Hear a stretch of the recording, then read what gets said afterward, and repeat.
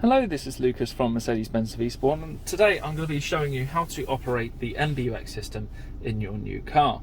Now, there are various different ways of controlling the screen in here, and I will be using it as a touchscreen today so that you can see what I'm doing, but there's also a laptop style touchpad in the centre there and controls on the steering wheel to be operating this screen.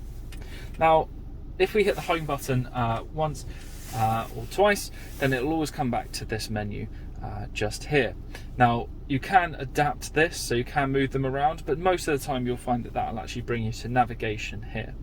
And I'm going to start from the apps on the left to show you how to connect up your phone. So first of all, we can click into here, and as you can see, it's giving us the option to connect up one of two devices. Now, all that we'd have to do is hit connect device, and if you've got an Apple device, just make sure that you're in your settings and you go into Bluetooth to make your phone visible to the car. And if you have an Android, just make sure that you've gone into settings and then connections and then Bluetooth to make it visible.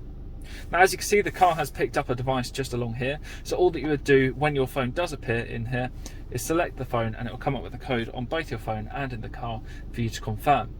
It then might come up with a just an additional box for you to select if you're wanting your contacts to come up, for example. Now, once you've done that, you can see all of your contacts would have come up, and you can see there's actually a search button just down at the bottom here. So we can go into that and search for any individual person that you're looking to search for. But you can see already we do still have the Mercedes Me Connect, and this is the number that you can call if you wanted to talk to Mercedes directly, whether that's about a finance agreement or you've broken down or anything like that. Obviously, we hope you don't get too much of the latter. Now, just hitting the home button again, it brings us back to the main menu. What I'm going to do is just open up the navigation. So just clicking into here is how we open it up. And as you can see, it's not the most clear at the moment for putting in a destination, but there is a huge amount of information that can be very useful in here. But what we want to do first of all, we can adjust a few of the bits just over on the left hand side by clicking on the boxes. So just for example, I can make it a 3D or even a 2D heading up view just by clicking there. Personal favourite though is the 3D, so I'll just click that a couple more times to get it there. But what I want to do as well, if I go into settings and then into the advanced settings, then into map orientation, we can set it up to be an auto zooming map. Now, this will zoom in and out as required depending on your speed, what sort of roads you're on. So if you're on a motorway doing 70 miles an hour, it'd be far more zoomed out than if you're driving around a city at 20 miles an hour, because you want to be able to see as much of the information that you need at that point. Now, just hitting back from here, we can also in some of our cars adjust the augmented reality as they will have a view of the road ahead of you, and you can actually set it up so that it will show you what's happening with the traffic lights if you've parked a bit too close to them or stopped a bit too close to them on there. Now, over here as well, you can see you have a couple more options for announcements and routes. So just to adjust this, we can go into announcements and you can turn on the driving recommendations or turn that off.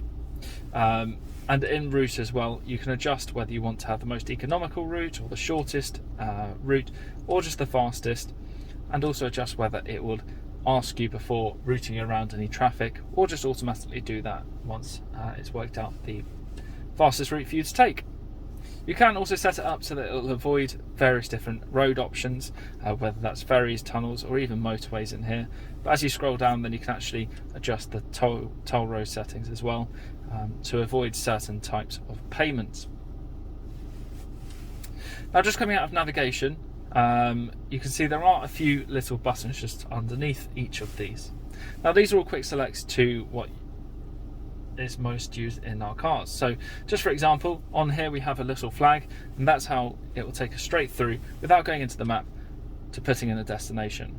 And you can see we've got our previous destination just planned up here. And if we wanted to just go home, if we had that planned into this car being a new car, it isn't planned in, but we could just click the button just there.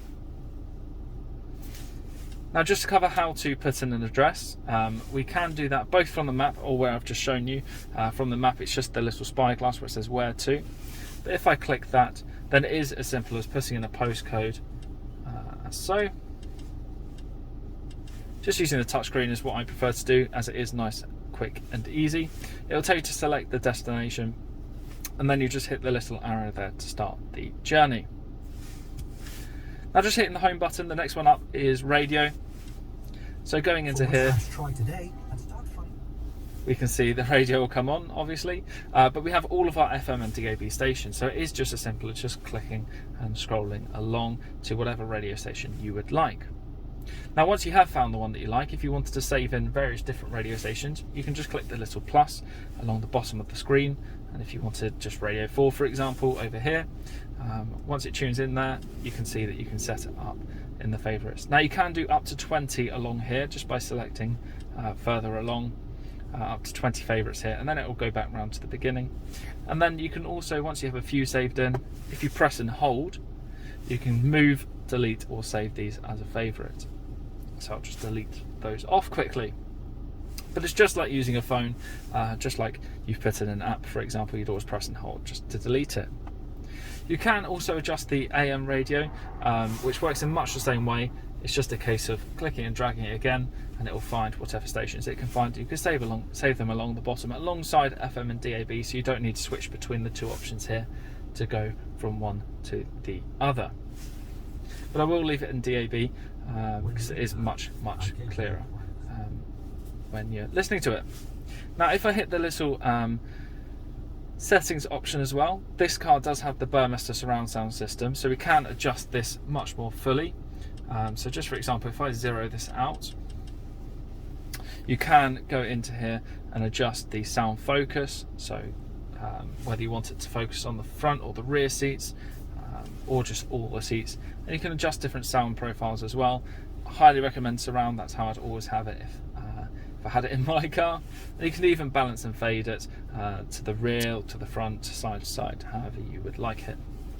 In general though, you can see all the traffic announcement options, whether you want to fix the frequency or if you would like any information to come through from the radio text. Now I hope that's enough on radio. Next up is media. So once we've got a phone connected for this, you can see the Bluetooth music will be playing straight through, whether that's from Apple Music, Spotify, or just from the phone itself. You can just skip and rewind songs on here, and you'll have a play and pause button just over here. But to connect up a device, first of all, once you've connected up your phone, it should just automatically play through. But if it doesn't, we can select this button just here, and it will come up with the option of your phone that you've already connected in here. Or you can just connect up a device just for the media and not to be making and receiving calls. But once it is in there, as I said, it'll play through whatever you most recently played, whether that's Spotify, Apple Music, through there, but it is nice and easy to use. Then we have the USB option just over here. So if you had any music stored on a USB device, we can plug that into the car and it will play through here. Now when it is plugged in, the car can actually read all of that information, and you can actually request certain artists, albums, songs from the car itself by talking to it, which I'll cover in a bit more detail a little bit later on. Now over on comfort, this is the one that I probably show most in the videos that I do on this channel, but the ones that I'd like to focus on is the ambient lighting, as this is the one that probably carries across most of the cars that we have. We can go into colour here, and you'll have loads and loads of multicolour options, and you'll notice when you do select a new colour, it comes up with the different multicolour options, so it's nice and visible what sort of colours to expect in this one. So dawn blue is always quite a nice vibrant difference, so you can always see along the top here being blue, and then you've got the bottom being a contrasting colour. Now with multicolour animation, as you're driving along very slowly and gradually, so it isn't distracting, it will change between the two, so you'll notice the blue or the purpley blue will have moved to your feet, and the green would be on the top level, the more visible level of the ambient lighting. But as I said, it isn't distracting at all. If we wanted to turn off the multicolour here, you can choose from the whole colour wheel nice and easily just in here, but personally I quite like having it on. Now you'll notice just underneath that we also have effects with welcome and climate, so this will adjust the welcoming lights and the climate control. So just for example on the climate, if I turned up the temperature in here, it will adjust the ambient lighting near the vents, either red if I'm turning it up or blue as I'm turning it down. It's a very little touch, but one that I absolutely love in this car, and when I first saw it I got very enthusiastic and went around telling everyone about it.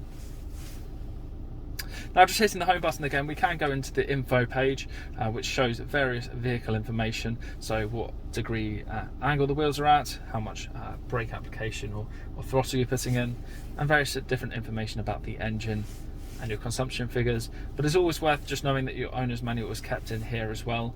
Now, it is downloaded over the air, so it isn't a physical in the car as such. But it is nice and easy to get around, as you have a search option just here, or if you wanted to do a quick start, then actually you can see all the initial requests that people tend to make in their cars, and they even have animations explaining different functions in the car if you have those available in your car. Now, just coming across to Mercedes Me and apps. Mercedes Me is probably a video in its own right, to connect up your car to your phone, so you can see various different information depending on the level of connection that you have with your car. But you can also see that we have smartphone in this one, so you can use Android Auto and Apple CarPlay. Now, to do this, we just need to connect up the phones via the USB port in the car. But essentially, this will mean that this screen becomes the operating system for the phone. So you'll be able to go into WhatsApp, Spotify, change playlists, change music in there, make and receive calls by talking to either Google or Siri, used on there. Again, probably a video in their own rights, but we can cover that in a later date if you would like. Now, over here we also have settings, which is where quick access is the ones that you'll most likely be using most often. So you've got the electronic stability program, the interior motion sensor, which you can turn off just by clicking on it, and the tow away protection. So your car will actively fight against being towed, so you can turn off that function just in there. We can also adjust the assistance levels, so whether that's camera and parking settings. So if I click into that, you can set it up so it'll warn you a bit earlier with the beeping and the volume and the pitch and things like that if you'd like. You can also change various different portions of the assist themselves, like the traffic sign assist, and what sort of threshold you want it to give you in regards to the speed limit. Active brake assist and attention assist, both of which will just help you be more safe on the road. I will just go into vehicle though, as we have a few settings in here that are worth mentioning. One that we get asked a lot is how to turn on and off the acoustic lock. So this lock essentially is when you lock the vehicle, the car beeping its horn at you, so that you just know it's done. Now, this is a Marmite thing, so people either absolutely love it or absolutely hate it, but you'll find it always in the vehicle settings here, nice and easy to get to, and if you didn't want it, you can just select it there to turn it off. You'll also notice that the car will lock itself as you're driving along with automatic locking on, and the mirrors will fold in, as you can see by the little graphic just there, when you have automatic fold in. Now, in lights, we can go back into the ambient lighting in there, or we can adjust the dip beams, whether that's for left or right hand side traffic, or if you want the car to work it out automatically for you. Depending on the light system that you have in the car, this one has the multi-beam, so it can work out that automatic one for you. Some of them will just give you the option between left and right. And then far over, I have covered it in another video, but we do have the option to adjust the time and date. As you can see, this one hasn't been set up, so we'll just click the automatic time zone in there.